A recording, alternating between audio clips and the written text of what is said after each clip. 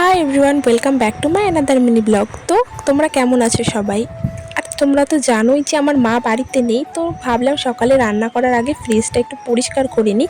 কারণ ফ্রিজ কেনার কয়েক মাস হয়ে গেছে, তো ফ্রিজটা পরিষ্কার করা হয়নি। মাই যে একটু পরিষ্কার করে রাখি, তাই ভাবলাম যে আজকে আমি ফ্রিজটা পরিষ্কার করে রাখি। দেখো, যেহেতু ফ্রিজটা আমি কিনেছি, তাও ফ্রিজটা আমারই পরিষ্কার করার কথা সেভাবে, কিন্তু কি ওই যে বলে না, মায়েরা ওই রকমই হয়, ওটা কোনো ব্যাপার না। যাই হোক, মা সব পরিষ্কার করেই রাখে। তো আজকে প্রচণ্ড পরিমাণে নোংরা হয়েছে ফ্রিজটা, দেখলাম। ভাই সারাদিন ফ্রিজ খুলবে, এটা ওটা নেবে, খাবে। আর এই যে আরেকটা কথা বলি, তোমরা এই যে একটা পাউরুটির প্যাকেট আর দই, ওটস এগুলো দেখতে পাচ্ছ, এগুলো শুধুমাত্র আমার ভাই দুদিন বাড়িতে নেই তার জন্যেই আছে, না হলে এগুলো একদমই থাকতো না। কারণ বোঝোই তো, বাচ্চা মানুষ তো খাবে, কিন্তু এত দুষ্টু মানে ওকে সামলাতে আমাদের বাড়ির আমরা 4টে লোকও কম পড়ে যাই ওর পেছনে।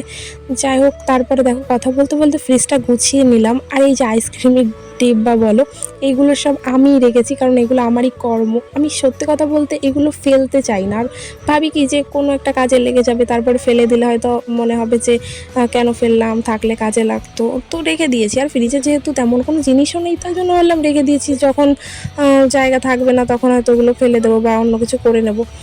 আর এই নেল পালিশগুলো দেখেছো, এর মধ্যে আমি 2টো নেল পালিশ একই রকম কালার কিনে ফেলেছি। তো যাই হোক, দেখো ফ্রিজটা গোছানো হয়ে গেছে। তো তোমাদের কেমন লাগলো ভিডিওটা অবশ্যই জানিও। দেখা হচ্ছে নেক্সট ভিডিওতে। ভালো থেকো, টাটা।